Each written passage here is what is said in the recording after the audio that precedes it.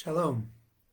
I'm Rabbi Nathan Davidovich, speaking to you on behalf of the webyeshiva.org, speaking to you from Efrat, Israel.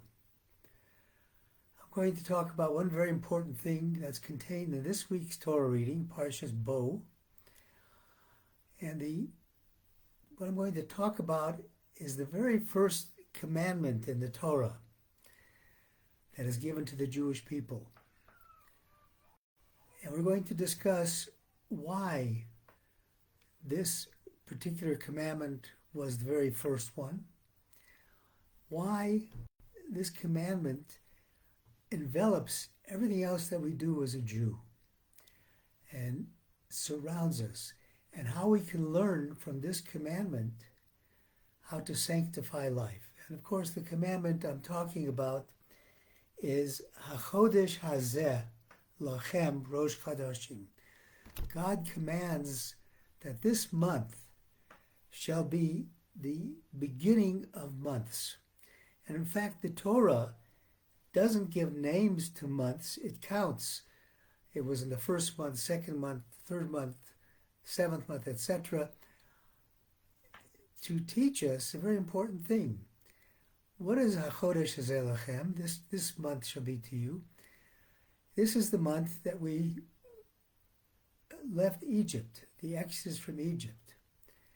So we're taught that our counting of the months has to remind us all the time that of the time of redemption from Egypt, to remember that constantly.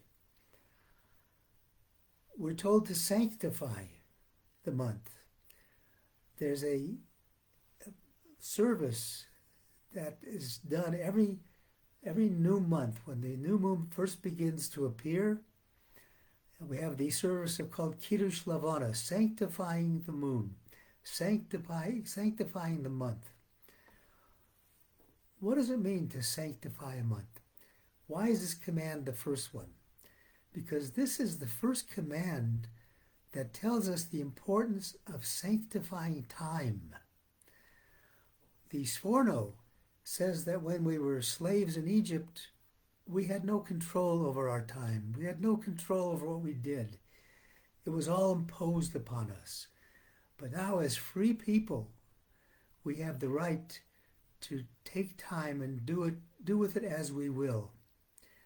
And the fact that time is referred to as, in terms of sanctifying the new month, we see that we have to make time holy. We have to put holiness into time. We have a lot of time on our hands. Modern technology has given us the ability to do things much quicker, and it would seem that you'd have more time to do serious things, to do things about studying Torah, to be spending more time with your children. Unfortunately, we seem to gobble up the time with everything but holiness. And holiness is what we have to do. God tells us that to keep the Sabbath that is holy. And there's an interesting discussion I'm going to mention in just a moment between Hasidic story tells about a discussion between the Volker Rebbe and the Kosker Rebbe.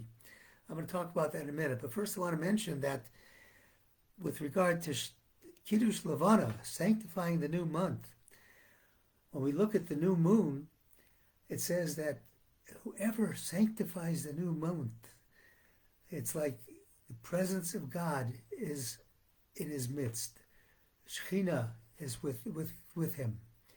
And that's why it's so important to put sanctity into the month, to put sanctity into time.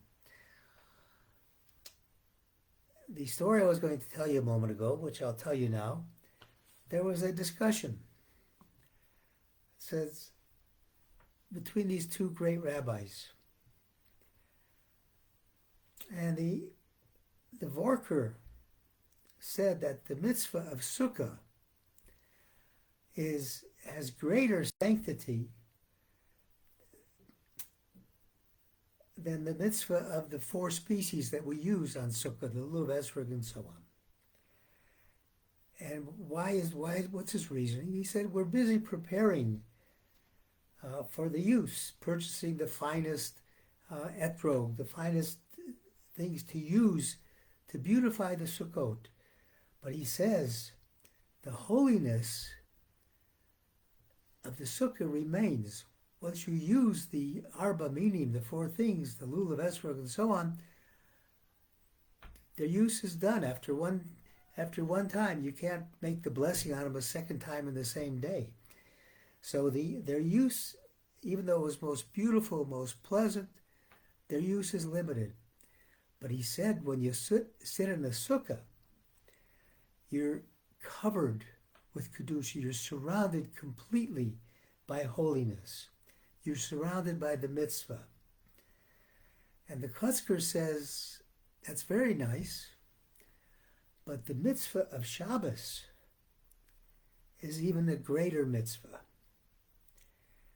And he says that a Jew can leave the sukkah and the holiness of the sukkah no longer surrounds him. But no matter where a Jew walks on Shabbos, the Shabbos always surrounds him. You can't walk out of Shabbos. And the sanctity of time is the ultimate sanctity, because if you have sanctity of time, it embraces you, it covers you wherever you are walking. Life is measured in time. Therefore, time is life. And a life whose time is spent in holiness, in not wasting time, is in fact a holy life. A life whose time has been wasted is essentially without meaning and limited value. So Hashem grants us life. And the question we have to ask ourselves is, how do we use the time that we are given? Do we use this to improve the world? Do we use this to improve ourselves?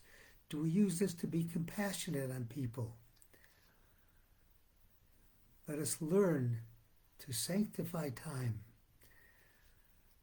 By sanctifying time, we are making a memorial to the creation of the world, because God created the time, created the world to be a holy world. Let's not waste the opportunities that God has given us. Another reason that this command was given as the first command in the Torah to the Jewish people is that up until then, the observance that the Jews had in Egypt, they didn't do things that were prohibited. They didn't engage in immorality. But they didn't have the opportunity to do a positive mitzvah. So this is the first positive mitzvah that the Jews were given, teaching us that you have to have both. You have to have positive effect, positive action in doing a mitzvah, as well as being able to refrain from a negative commandment, from not doing that. That's the mitzvah of Kiddush Levana, Kiddush HaChodesh, counting the time, and also remembering that when we are counting the time and recognizing the holiness, we are recognizing God's role in the creation of the world, to create a world of holiness. How can we be holy? The Baal Shem Tov says, you can be holy and come close to God by loving your fellow man. If you love your fellow man, love of God is easy. And if you love your fellow man, God will love you. Let's work on that. I thank you all for listening on behalf of the webyeshiva.org. I wish everybody a Shabbat Shalom.